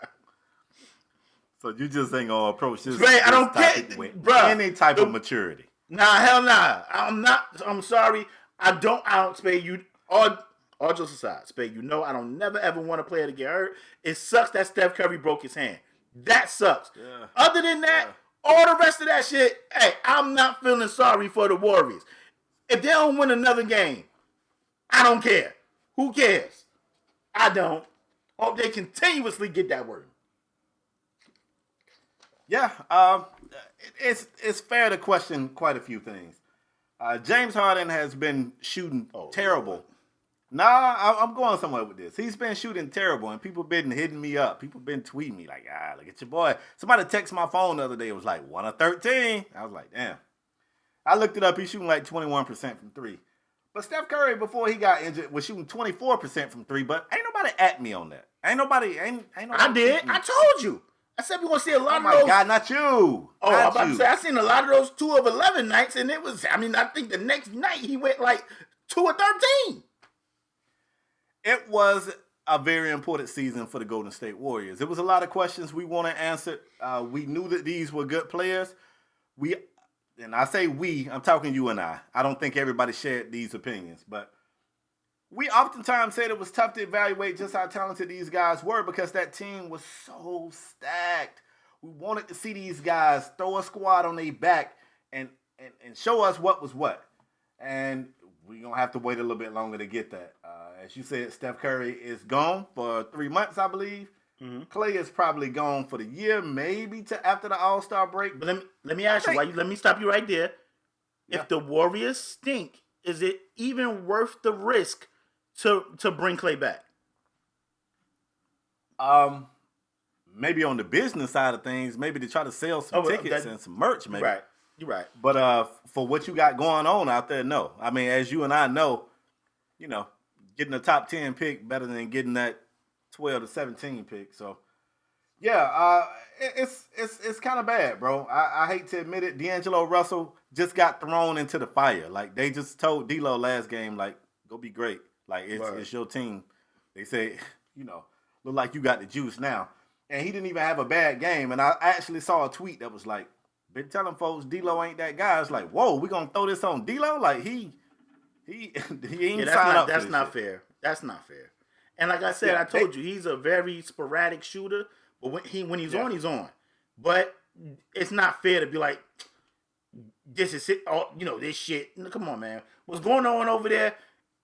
Yo, before he even got touched down over there, he got traded there. Before he even touched down over there, they was like, we're gonna be looking to trade this guy when shit get back to normal over here. They said that. Yeah.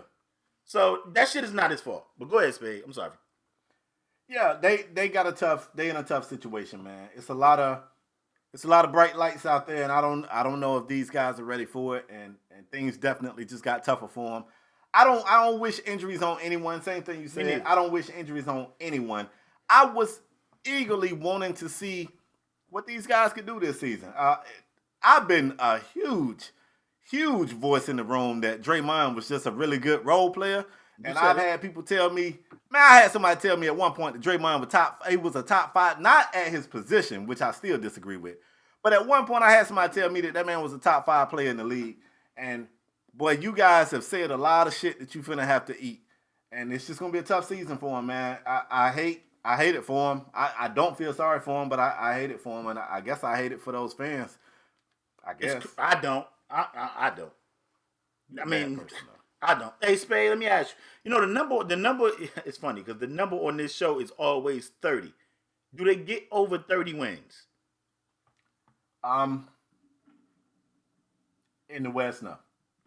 I don't think they get 30 wins either, bro. And I'm telling you, if we getting around 3 months, what's this, November? So December, January, he come back around All-Star break, Curry. Spade, it might be possible, though. Huh? It's possible. Spade. Because I think Willie Cauley-Stein is injured too, right? He back now. But they got him on some minute shit too, though. You know how they do. They play him like 20 minutes for him to get I think they can hit 30. Did they get 30? I put him at 30. Y'all give him a push at 30. Okay. Oh, okay. But Spade, it raised the question like, yo, do you, even Steph, like, if you get around, Steph come back February after the All-Star break or late February, early March, do you bring Steph back with Clay and them and try and make like a little, what are you pushing for? Are you the 8th seed to get hammered by the Clippers or the Lakers? Or the Rockets. Well, I mean, we ain't, never mind. I'll say that for another day. I'll say it for or the Rockets. Listen, man. Like I said, I don't never want a player to get hurt, and it sucks that Steph Curry got hurt because this could have been it. Listen, we know Steph is a phenomenal shooter, man. He's a phenomenal shooter, but I just had a feeling that he was going to have these games because if Spade was the same thing you said about, I forgot who we were talking about, but you was like, yo, I don't understand why teams just don't double team him. Oh, I think it was James Harden. You was like, I don't know why teams just don't double or triple him and make them other dudes just beat him. And I felt like that's how teams was going to play Steph. And it's crazy because I think like when he broke his hand, it didn't even look like nothing major. And I was like, damn, he left the game with a broke hand? He broke his hand? He took a tough spill, though. He was attacking the basket, and he kind of got undercut, and it made him, you know how that go, man. And you throw that hand down to try to catch yourself. It should be noted that it is not his shooting hand, and I'm not saying that don't mean it don't hurt or some shit. But I do think it's not as scary as it could have been.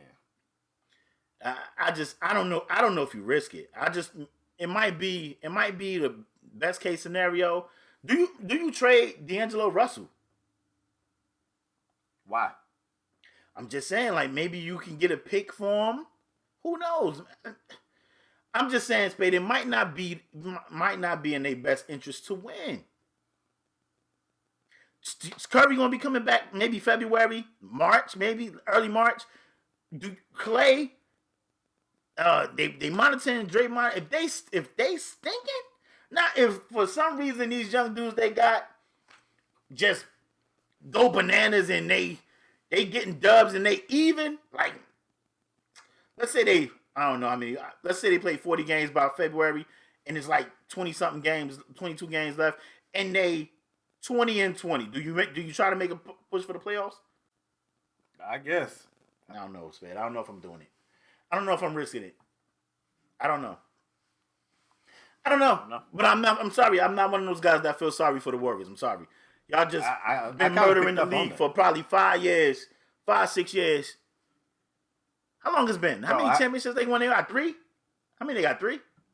I think so. Yeah. And I think they went to like 5 in a row because the Cavs beat them and then they just lost to the Raptors. So come on, man. I'm not feeling sorry for the Warriors. I'm sorry. I don't, like I said, it sucks that Curry hurt. That's it. I'm not feeling sorry for the Warriors, though. They don't win another game, I don't give a damn. Spade, I'm ready to move on if you are. Let's move on. They stink now. Let's move on. They stink. It was a clash of the Titans this week, bro.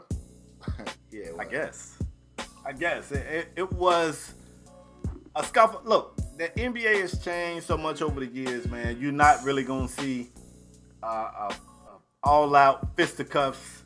That's You're a not fact. gonna see it, and I guess that's a good thing, man. You know, Not like our day. And our day, I hate to be that guy, but in our day, when the Heat and the Knicks played, you wanted to watch that because it was always about to be a fight. It was going to be a fight. That's true. Big I Anthony guess Mason it's a and good them, thing, it was though, going to be a bro. fight. I guess it's a good thing. You don't want players getting hurt, and you definitely don't want them getting hurt on non-basketball shit. So That's a fact. I guess. But at any rate, it was a fight this week. I guess if you want to call it a fight, it was more like Scuffle? tussling, of wrestling. I don't know. Joel Embiid and Karl Anthony Towns got tied up after a rebound attempt. Somebody pushed somebody, and next thing you know, they was on the floor, and Ben Simmons was on somebody's back with his arm around their neck. And it was kind of whack. For a fight, it was kind of whack. They got suspended 2 games each. The Paris, couple things. After that, Joel Embiid went to social media, and I had a conversation with a guy at work, and I'll tell you a little bit about that conversation. He went to social media, and he said, I was raised by lions, and tonight a cat pulled on me, and, you know, he had some things to say. And Karl Anthony Towns had a post of Joel Embiid with the crying face after him losing, and he was like, he did the SpongeBob text where you go capital, lowercase, you know, the whole way, and he was like, I've been raised by lions. And he was like, that's bitch talk, and they kind of went back and forth, and Joel Embiid had a post where he told Cat, you been a pussy, and he kind of went at him kind of hard, and then he later came back and said that his comment got deleted. He took a picture of his own comment, and he said that his comment either got hidden or deleted on Cat's page, to which it was another page. Somebody else came back and said, I've been running Cat's social media for 6 years, which I found weird because that had me like, so did you say that was bitch talk? Or did Cat say? Like, now I'm really confused. But he said, we never deleted that comment. So Joel Embiid posted that comment, and then he deleted his own comment. He's a fake tough guy. At any rate, LaParis, these two guys really don't like each other. Like, it's not a fake facade. It's not an act. They really don't like each other. Embiid always kind of ramps up when he gets to Cat, and Cat has to. I hate to say it. I'm glad that they scuffle because Cat got to do something because he has a reputation of just being soft. People see Cat as the soft guy. Somebody sent me a montage. You can look this up on Twitter. I didn't make it, Cat. Don't get mad with me. But it's like a video on YouTube that say something like Karl Anthony Towns soft post-up moments. And they made like a 4-minute video of him in the post like trying to push on people and he can't move them. Like, it's just wild shit. Cat got to do something about this reputation that he's soft, so I'm kind of glad that he went in Embiid. I'm from the old school, man, where bullies gonna bully you all the time until you finally show, look, let's get it popping. And it ain't even about winning. It's about not finna keep fucking with me. That's right. That's what I was about to say. You know, they had this thing, and it makes the next time these two guys face, it makes it more interesting for the fans. It makes it more interesting for the officials who gonna have to watch this shit. But I know you saw the game, and Cat's been playing well this season, bro. Yeah. He's been playing well this season. I just want to get your opinion on the fight, on all the bullshit on social media after the fight. Like, how do you feel about all this shit, bro? Spade is crazy because, like you said, this shit been going on for years, and eventually, enough has to be enough. Like, Cat might not even be that type of guy, but enough has. You cannot continuously be a grown man and just let somebody just keep poking at you. First of all, at any stature, but Cat, you damn near 7 feet, if not 7 feet. You cannot have this man just keep picking on you and just. I'm happy that he stood up for himself. I'm happy. And look, everybody ain't grow up the same. Everybody, listen, if you ain't no tough guy, that's all right. You can be yourself. But come on. You cannot allow somebody to just keep picking on you all the time. And I felt like Embiid is a troll. Like, Embiid is a 100% troll. And I felt like he felt like, yo, Cat is easy bait. Like, he's bait. He's trollable. And I'm happy that Cat stood up for himself. But, I mean, like you said, it isn't about winning the fight or, you know, getting a lick off or any of that. It's about, yo, I'm willing to stand up for myself. And now it's crazy because they don't play again until March. That's a long time away. So I don't know if like things may die down or is that going to give things time to fester. This thing can go either way. Like it can die down and they be like, all right, you know, I don't think it look like Philly is probably going to be a good team. They probably going to be in, you know, a high top 3, top 4 seeds in the East. I don't think Embiid is going to be dumb enough to risk anything with him getting a long suspension. Because, in my opinion, if you have this fight and you get suspended 2 games here, if y'all have another one, they're going to sit y'all ass down for a minute. Like, they're going to sit y'all ass down. So I don't think Embiid is going to do anything stupid to hurt his team for a playoff push. But I'm happy Cat stood up for himself. I'm shocked that Ben Simmons didn't get a game. He was literally on the ground on top of this dude back with him in the chokehold. Now somebody going to say, he ain't have him that. That's not the point. It's not the point. You know, people, it's the internet, so the internet going to get their jokes off. So it was memes out there. Oh, Cat tapped out and all that shit. Miss me with all that shit. I'm happy the man stood up for himself. Finally, you cannot allow somebody to just keep picking at you every time they see you. It's not. Listen, the social media shit. I seen the post of dude said, "Oh, I've been running Cat." So I'm like, "Damn, did Cat say it? What's going? Man, you gotta kind of just internet going to internet. So that shit gonna happen." But it's crazy because Embiid started off the season before the season. He was like, "Yo, I'm all that, you know, all the fun and games, like all the little jokes and stuff. I'm gonna let that stuff go." And then as soon as he played Cat, that shit fired right back up. So. It's crazy.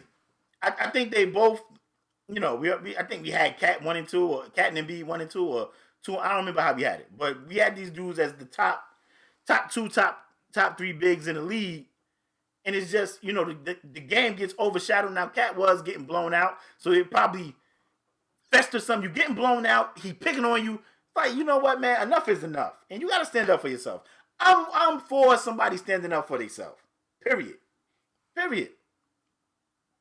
Yeah, man. Spade, do you think it's going to be fisticuffs in March?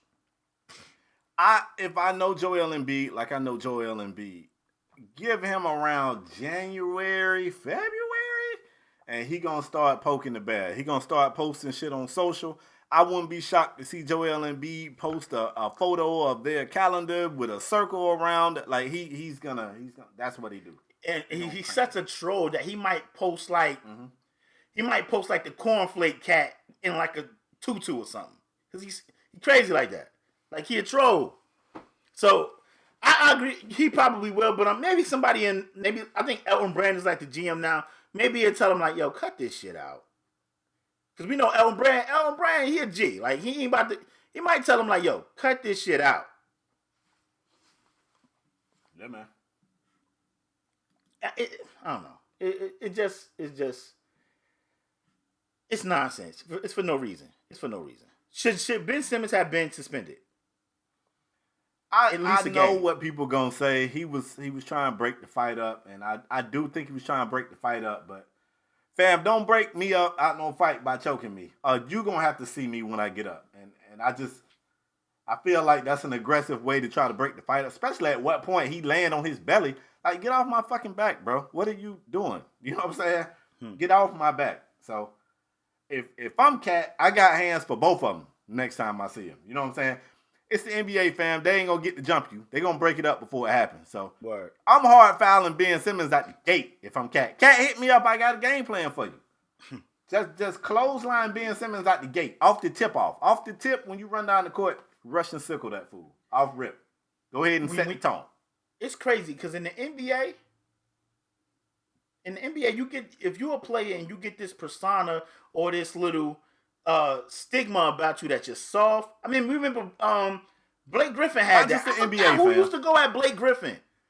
Somebody used to call Blake Griffin. Zebo used to get on that. Zebo used to call Blake Griffin soft every chance he got, bruh. Yep. Like, you get this little stigma about you. You really got to let people know, like, yo, that's cool and all, but I'm not the one. And I felt like that's where Cat was at with Embiid. I feel like that's where he was at. You don't never want to get that stigma about you though. Like, yo, this dude's soft. He the one. He the one to try. You gotta be willing to do some crazy shit to get it off of you. Because once they put that stink on you, it's hard to get rid of. Time, you gotta be the person to set the tone from the one. Spade, me and you watch a lot of stupid little videos on the internet, and you be like, yo, I don't think that would never happen with me. Yeah, because you will set the tone from the rip. Like, yo, take that shit over there. Like, I'm not the one. I mean, like, bruh, I remember I went to Black Friday one night. It was Black Friday. I'm out there. I'm standing in line. I mean, it was one of the few times I only went like twice. And I'm seeing people, people getting ran through and bumped. I'm like, yo, nobody better not touch me. Nobody touch me. But I'm seeing people getting literally ran over. And I'm like, yo, nobody better not touch me. Nobody. Mm-hmm. Or they're going to get more than Black Friday. They're going to get black eyes. It's going to be black eyed peas. It's going to be a black Saturday because it's going to be flowers, black roses. It's going to be everything. So ain't nobody tell you, but I'm just saying you have to be a person that set the tone from the rip to know, yo, they not messing with that dude. They not messing with him. So hopefully Cat is doing that now. Spade, you ready to move on? Yes, sir. Spade, me and you had. It's crazy because this wasn't even a topic, and then it was a topic, and then me and you started talking about it in pre-production, and we was like, yo, we might have to make this a topic. But I don't know if you guys been paying attention because he played for the Knicks. We're talking about Dennis Smith Jr. And yo, Knicks fans, he in the game. Knicks fans is booing him. They yelling, "We want Frank. We want Frank." Frank Nicolina. No, it's bad. They want Frank out, and they want Frank out there. Frank. Yeah, that's a fact. They want Frank, and it's crazy, Spade, because he only out there playing like 8 minutes. He only playing like 8 minutes, and they ain't even happy about the 8 minutes he playing. But it got me to thinking, like, yo, it's not working out with the Knicks. It didn't work out with Dallas.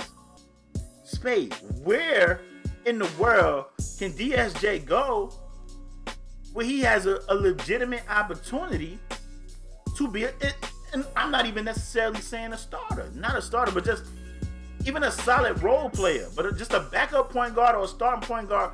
Where can he get this opportunity? Because we was looking around the league and everybody not only have like a starting point guard, they got a backup they like. Some people got 2 backups they like. I finna say backups. Yeah, like they got it's. I don't know, Spade. I'm looking around and I can't find a spot for Dennis Smith Jr. I know you was one of the more vocal people about Dennis Smith Jr. About his exit with the Mavs, how the Mavs treated him. And I just want to get your thoughts because I knew this was the player that you like coming out of college. Yeah, man. Somewhere Sale is sitting there with the biggest smile on his face. He probably smiling like a Cheshire cat, but I really, really, really feel sorry for DSJ, man, because I just think he got dealt a bad hand. He landed in Dallas. The Dallas fans liked him. They embraced him. Cool. The next year, they bring in Luka, who's a generational star. You know, DSJ didn't do anything wrong. The Mavs just got a great player. And they shipped him. They shipped him to New York, who, let's be honest, like, that's a trash franchise, man. It's ran bad. It just ain't much shit going right for the Knicks. And it was only a matter of time before they botched this thing, and I feel like they've botched it. They got guards kind of everywhere. They got Dennis Smith Jr. Yep. They got Frank Ntilikina. Yep. They got Alonzo Trier. They got Elfrid Payton. Spade, it's crazy. And what they're trying to do. I don't mean to cut you off, bro. But even this early in the season, they had what's the rookie? Barrett. They had Barrett when Payton got hurt. They had Barrett out there running the point. They started him at point. Yep. They tried it. Yep. So I mean, it just looked like they don't like this kid. But continue, my bad. But I don't think it's that. I think they are trying to figure out what's the best way to go. But we 6 games in, so you really haven't, like, a lot of times, man. I love Fizz. You know I love Fizz still. Take that for data. That's my guy. Word. But Fizz is also in a situation where, and LePage, we talked about this last year, man. They might have sent Fizz out there to die. Like, it's already tough for minority coaches. The Knicks are a bad team, and when shit start going wrong, is Fizz going to get fired before you get a chance to figure it out? We don't know. Time will tell. But Fizz is trying to figure this out, but he's trying to figure it out quick. He'll go with a lineup. He might run that lineup for 10 minutes and be like, this shit ain't working. And ball that shit up, throw it in the trash can, throw another lineup. And a lot of players, the reason why we like players like Lou Will and Mo Spates. It is a talent to be able to come into a game that's already flowing a certain way and get in that small sample size and make shit work. Everybody can't do that. Some players have to come out, get a feel for the game, get warmed up, get a couple shots off, and then they kind of get into their rhythm. And DSJ might be one of those players, and he's not being given that opportunity. He's only played in 3 of the 6 games. He lost his stepmother recently, so I know he missed a game, at least one game for that, maybe more than one. But he's averaging 8.7 minutes a game. I don't know how much you can get off in 8.7 minutes. The only person on the team averaging fewer minutes is Damian Dotson. And DSJ struggling. He is struggling, man. His PER is gross right now. Negative 11 PER. It don't look good here. Elfrid Payton eventually, of the point guards they got, he started to make things look the best. And that wasn't even good to me. He's averaging 8 points. How many dimes? 4 dimes. So he ain't really killing it either. They just trying to figure something out. LePaz, there was one team that you said in pre-pro. He's like, yo, we looked at every team. And we was every single team. Nah, he don't fit here. Nah, we don't fit here. He don't fit here. It was one team that you said possibly he fits with, and that team was who? It was the Minnesota Timberwolves. We was like, yo, It was T-Wolves. They got Teague, but behind Teague, it was really nothing else. Like, and I mean, Teague has kind of been struggling this year. So I'm like, is that a team that would be willing to take a shot on him? You know, to get younger at the point guard position, and you can still start Teague. At least he'll be in the backup. But I mean, it could kind of set you up for the future if you want to pair Dennis Smith Jr. with Karl Anthony Towns and Wiggins. But it still hurts you shooting wise when Cat is your best shooter, and he's your big. Between Wiggins, Cat, and DSJ, Cat's your best shooter. But I mean, we looked around the whole league, man. We went up and down the list and was like, yo, not only did teams have a solid point guard that they wanted, you look at the Thunder. The Thunder got Chris Paul, who we think will be traded, but they got that Shea Gilchrist Alexander dude, and they got Dennis Schroeder. They got Dennis Schroeder. So who's playing? You look around this league, Spade. We not only was we just talking about Dennis Smith Jr. trying to find him a spot, and we found Minnesota, which we think could be a spot where he can at least try and get some PT. But we also mentioned, I said, Spade, you're looking around this league, like these point guards like the Rondos and the Rubios. The Rubios, they kind of, those dudes are still in the league because they're savvy, they're veterans, they know how to play with their skill set. But I don't think teams are looking for those type of point guards no more. They're not even really looking for point guards. They're looking for, like, Spade, you said they call them combo guards. They're looking for combo guards. So you got to be able to not only get your team involved with, like, diming up with assists, but you got to be able to shoot, and you got to be able to attack the basket. So if you them old, they ain't gonna know him, but if you like an Ed Cota type of player where you just trying to get 6 points and 10, 12, 15 dimes, like teams don't want that. Teams don't want that. Even like, you could throw Elfrid Payton in that group, like Elfrid Payton, Rubio, Rondo. Like, these guys are still in the league because they've been here for a minute. They savvy dudes. They know how to play with their skill set. But Spade coming out, I think that's one of the things that hurt Dennis Smith. Spade, like, he can attack the shit out the basket, but they are literally leaving him butt naked. Like we daring you to shoot. I don't know, man. It leaves a lot of these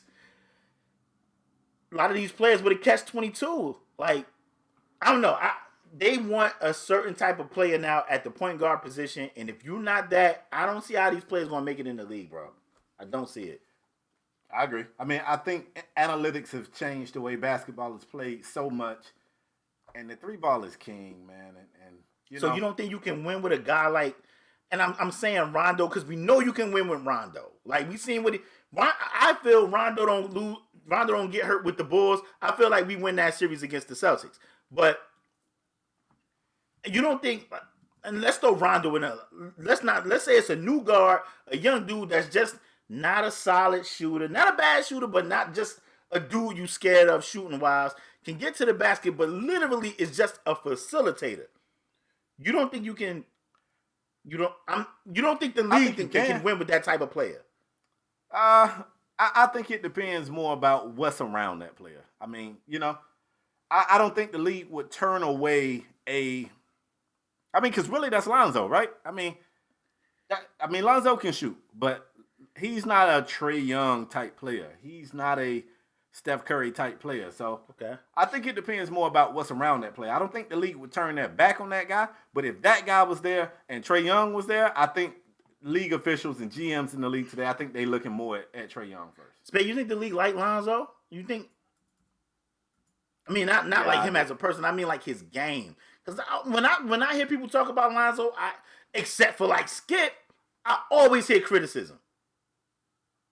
I mean, he's had his flaws, but I think, and there's a lot of weight on Lonzo back, man, because Lonzo's success could mean so much to other players with that similar playing style. So, yeah, I think if it's the right situation, if it's the perfect storm, I think somebody will give him a chance. I do.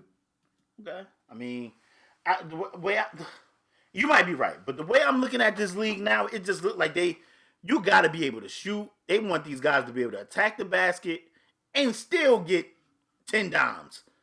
I don't know.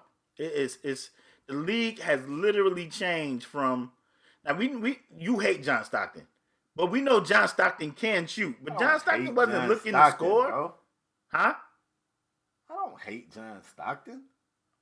Okay, Spade. But you get my point. Like John Stockton was looking to facilitate. We know he can spray up when he shot, but he didn't really care about scoring. He wanted to get assists. He wanted to get dimes. Right. But I just don't think I don't think the league want that. I don't.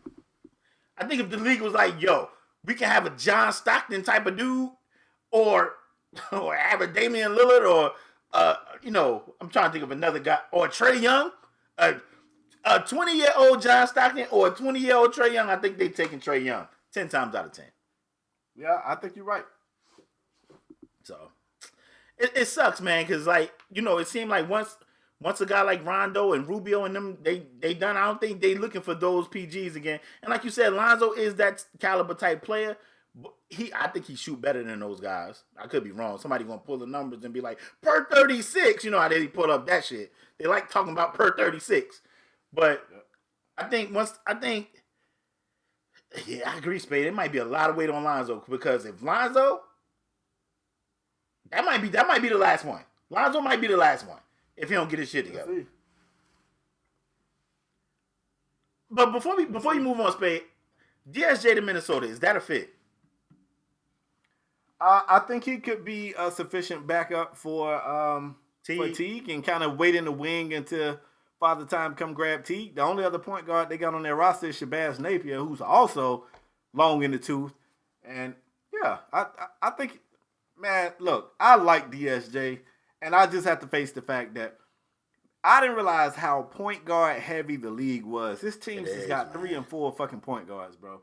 And DSJ's inability to shoot consistently is gonna hurt him. At the same time, man, that kid can play, and if he find the right situation, I think he can work. I think he's a professional player. Yes, unfortunately, it might be overseas. A professional player overseas. I hope not, but it might be. And maybe he can go over there and get better and come back. I mean, you never know. People look at overseas like, I mean, we know Marbury went over there and killed it. Remember, Wilson Chandler went over there. It was like the lockout, a little bit before the lockout or something. He went over there and murdered overseas, like just dropping like 40 again. Like we seen people go overseas, eat and come back. And my boy Beasley stay over there giving them buckets. You ain't lying. Beasley over there average 50. Babe, we can move on if you're ready, man. It just sucks that Nick fans are tough. They got the nerve to boo somebody. They should want all the players they can get. The nerve. Yeah. let's move forward. This next topic right here gonna catch some people off guard, but let's do it. That's what we do on this show. That's right. A while back, the state of California, passed the bill to allow Californian collegiate athletes to earn money, and it was disruptive. I was like, this is great. I want to see what it's going to do to college football. I think schools in California finna start getting a lot of, it was big. And the NCAA was against that. They was against it. They said, we are against amateur players being paid like professional players. We are against amateur players earning a wage. But they felt the pressure. Something was going to fold. I think other states were starting to make the move, and the NCAA came out and made a proposal to pay collegiate athletes on their likeness. And people went crazy. I was looking at social media. Folks was like, yes, it finally happened. NCAA football's coming back. Yes, yes, yes. And I was like, wait a minute. People celebrating a little too soon. It made me take a little bit deeper of a dive and a better look. And I realized that the NCAA is doing what the NCAA can do better than anybody, man. They can bluff. They can bluff, man. They looking at a trash ass hand, but that poker face is official, and they got you feeling like something about to happen. The big problem with their proposal is it don't have no date for when anything is gonna happen. They saying we are gonna start putting the pieces in place to do this. It don't say by which date. It don't say how it's gonna be done. It don't say how much money they're gonna allow. It don't say shit, really. It's just like a empty promise. It's like I got a good analogy, bro. It's like you telling your girl, when your girl say, you know what, man, I've been with your broke ass for mad long. You won't put a ring on my finger. I'm out. It's like you catching her by the arm and say, wait. I'm putting the pieces in place to get ready to propose to you one day. That shit will never work. That will never keep that girl from, it might for a little while, but it ain't gonna work for long. And it's crazy, man. A lot of people have come out and called this thing exactly what it is, man. I am a huge Jay Billis fan. I love Jay Billis. If you don't love him because he know his shit when it comes to hoops, if you don't love him because he is a Jeezy fanatic that would tweet a Jeezy bar every day, if those two things don't make you a fan, the fact that he has a working relationship with the NCAA, but kick they back in every chance he gets. He bangs Jay that Billis Don kick Candy. they back in yearly. They know he gonna kick they back in. And he had a quote. He called it embarrassing. I think Jalen Rose had a quote where he called it something. I don't remember the quote, but people who are taking a deeper look at what the NCAA is saying this proposal is realize that it's fake. It's just air right now. It's nothing. And I hate to be the guy to talk y'all off the ledge, because a lot of people that I follow been up and down my Twitter timeline celebrating, and it's too early to celebrate. The collegiate athletes still don't have shit or a promise of shit right now. All they got is talk. And that's pretty disappointing. LaParis, I kind of said everything I want to say about it, but if there's anything you want to say about the NCAA's proposal, the floor is yours. Yeah, I just want to add that everything you read, I read, and I also read that they are really doing this to tie up the shit in California. So they trying to get the judges, because the shit got to be voted on and approved and all that. They trying to get them to be like, hold up, before we let California do this, let's see what the NCAA got planned. So they trying to slow up that shit over there, which, if I'm not mistaken, had a date of 2021 maybe? I don't remember exactly. I remember we talked about it. I want to say the date was 2021. I could be wrong. Somebody going to correct me in the comments. I don't know. That might be right. Somebody going to correct me in the comment section. But the word on the street is they saying this and not putting the date on it because they trying to slow up that shit in Cali and have them being like, yo, before we approve this, let's see what the NCAA got planned, because it could or may not be better than what y'all trying to do out here in Cali. So they really trying to slow up this Cali shit that they already thought was trash. They got buku money and they got boatloads of brains over there, big brains that be like, yo. They got them good lawyers. You know what I mean? Them lawyers that be like, yo, you have student athletes, so we can't allow them to, get paid. They got people over there that come up with shit like that to stop, the NCAA from paying people. They got big brains over there to figure out the terminology to say, hey, these kids are going to school. They can't work. Anyway, They got a big blow your brains over there to be like, yo, why don't we do our own thing so we can just slow that shit up? We ain't never got to get a date. We can just tie this shit up in court forever. And maybe California would be like, you know what? They ain't going to never let us do this shit and back down. That's trash. The NCAA is trash. I wish, what is it? The Power 5, Power 6 conference? I think it's Power 5. I wish the Power 5 would just be like, yo, we doing our own thing.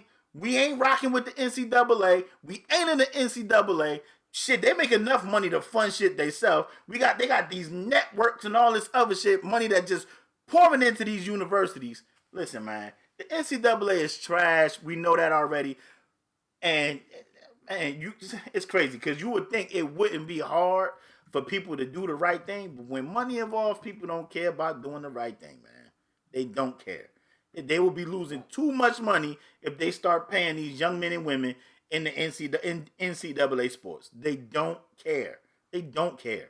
And they just trying to finagle another way to slow up that shit in California, which it's crazy. They just said a month ago or 2 months ago, this shit is terrible for the NCAA. Now they're like, you know what? We should do it. If it's going to be terrible, we should do it. I'm not buying it. Yeah. It sounded like some bullshit. Fuck the NCAA. And just a reminder, first of all, let me say this. It's a weird thing. People are either on one side or the other. I respect you regardless of what side you on, but I'm not open to any debates with you because you're not changing my mind.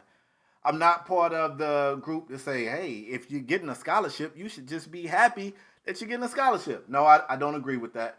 And I just want to end this thing by saying that the NCAA is a non-profit organization, a private institute that generates over $1 billion with a B dollars a year. And I don't desire to debate with you. You can't change my mind, and I don't care about changing yours.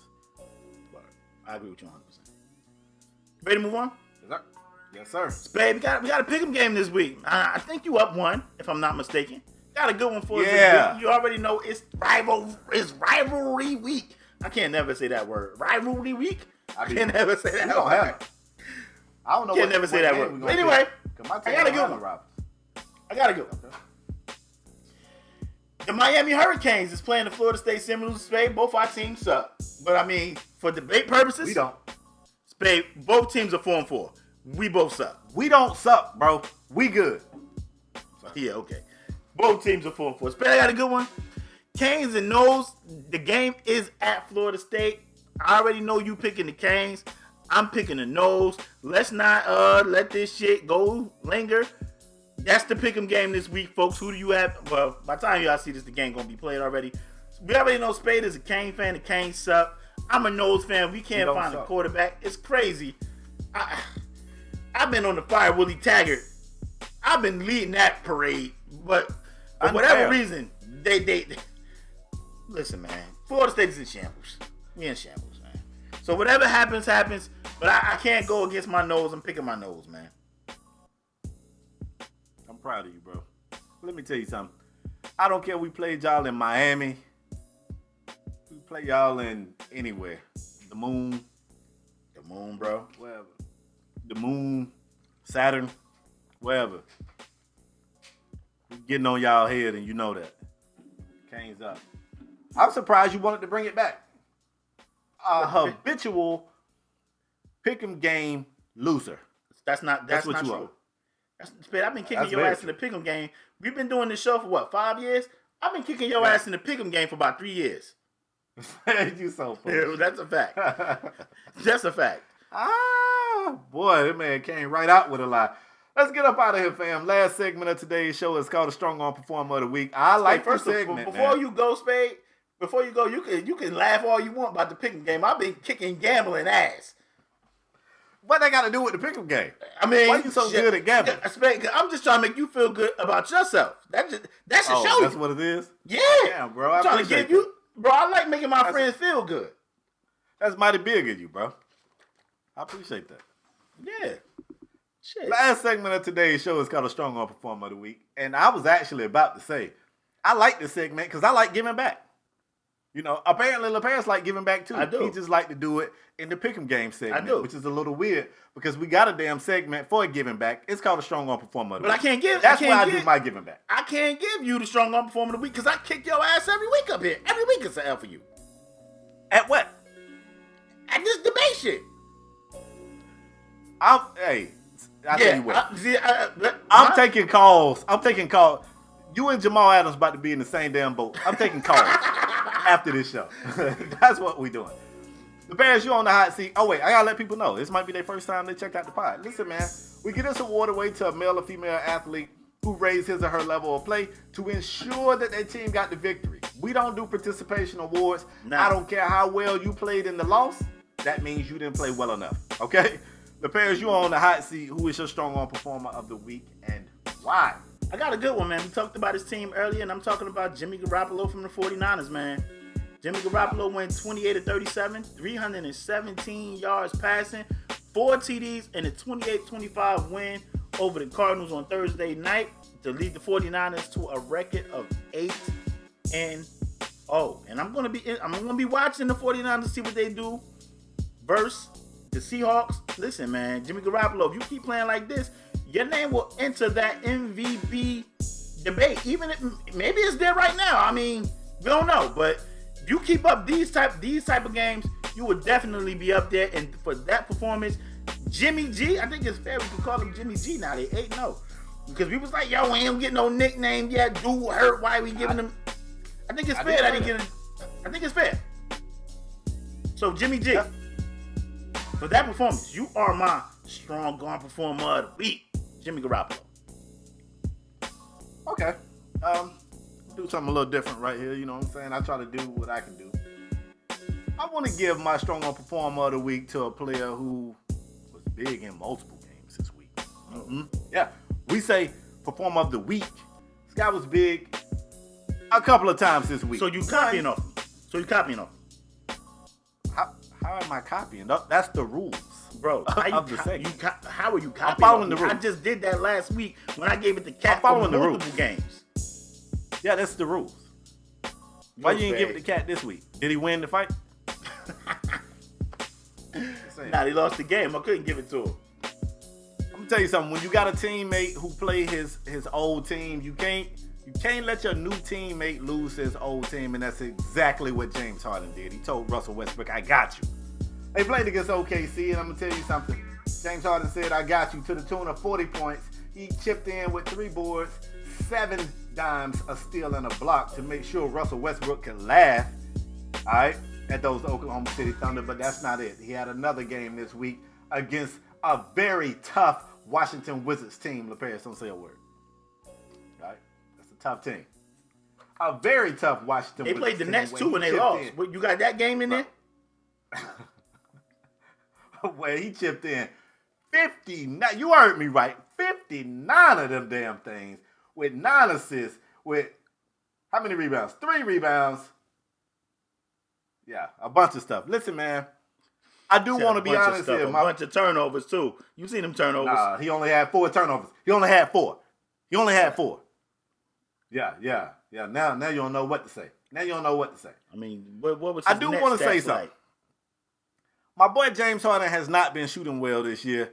I'm going to give him Strong Arm Performer of the Week because he's the most deserving. Not because I'm a fan or because I got on a James Harden shirt. Not for either of those reasons. Because he's deserving. But I like LePairs. They asked him after his 59-point game, they said, what do you do to prepare to come out here and be able to put up games like this? And I like this answer because he didn't run from the fact that he wasn't shooting well. He said, all you can do is put in the work, man. He said, I haven't been shooting well. He said, I didn't shoot well tonight. But these are shots that I know I can make, and I'm going to keep putting the work in. I was at the gym today. I was at the gym yesterday, and I'm going to keep putting the work. I like that. Put that work in, James Harden, and you are my Strong Arm Performer of the Week. That boy good. LePairs, give that boy a round of applause. He said that boy good. He good. Hey, y'all, start the James Harden counter. Y'all got the Pick'em game counter. Somebody start the James Harden counter. 59 points. Bruh. James Harden won Strong Arm Performer of the Week already. We week 1 in the damn season. Like 59 points, bro. Bro, You want me to? Never mind. You don't like that? Ain't good to you? Oh, If somebody on your trash ass Chicago Bulls team scored 59 points, strong on performer of the week could be segment 1. You'll come out the gate talking about, I was active, ain't have 59 points. Yes, that's not true. That's true. Listen, man. 59 points. Spade. Okay, bro. We know. You Josh, like this, right? I'm so. Spade. Is there anything else you want? Is there anything else you want to add before I close the show, bro? Yes, it is something else. And this ain't a segment. I just want to say it out there. Y'all know I'm a James Harden fan. Okay. I'm a Russell Westbrook fan. I do want to say something. The Rockets have a serious problem, bro. They can't stop a nosebleed. They might be the worst defensive team in the league right now, and that shit is atrocious. Rockets, do something with some defense. You guys look bad. All right, go ahead, bro. I mean, at least you critical of them too. Sheesh. Oh, I keeps it real. Listen, man. As usual, Spade, the Dolphins gonna win a game? They got the Jets this week. We would like to win one just because we don't want to be the only franchise to have an undefeated season and a winless season. But damn, the Jets keep trying to steal Tua. The damn Falcons trying to steal Tua. We don't know if the Browns trying to get Tua and ship Baker. We don't. Damn, if y'all would push y'all win total up to 2 or 3, we like to go ahead and win one. But we're trying to secure that first pick. And damn, I mean, y'all best bet was the Steelers. Like y'all had the Steelers on the ropes. Yeah, and then we let off the gas. You know we did. We could have smoked the damn Steelers if we wanted to. Y'all traded Mason Rudolph. Drake. Hey, Mason can beat the Cardinals and win hamburger. But hold up though. We also got an old boy from Miami. He was running that rock all over the Steelers, fam. We just let off the gas. Huh? Who you talking about, Walton? Yeah. He fumbled. He was running all over them. Why you always look at people negative? I'm just asking, are y'all going to win a game? Y'all got the Jets this week. It depends on how I'll let you know. Listen, man, we want to thank y'all for tuning in to another episode of Strong Arm Sports. Y'all already know, man. We cannot do this without y'all. If you new here, bang the subscribe button. If you're a regular, hit the like button. It takes 2 seconds. It's a little bell up there. You can click that bell since notifications to your mobile device to let you know a new episode has been uploaded. I don't know if we're going to premiere this joint, but the premiere feature is fire. That shit is fire. It is. But really is. If we premiere it, me and Spade is in there chopping it up with the folks. I don't know how y'all feel about that, but it was a lot of people in there. We want to thank y'all people that came through for the premiere. We was in there chopping it up even after the show ended. Can't thank you guys for that enough. But like I said, it's a bell up there. Click that bell since notification to your mobile device. They'll let you know that a new episode has been uploaded or is about to be premiered. We cannot thank you guys enough for your continued support. Y'all already know. You don't want to see two dudes arguing in a box. It's okay. We got audio podcasts everywhere. SoundCloud, UPodOmatic, iTunes, Spotify. Wait, not SoundCloud. Not SoundCloud. Maybe SoundCloud. I don't know. We're working it out. But we want to thank you guys for your continued support. We will see you guys next episode. We out. Peace.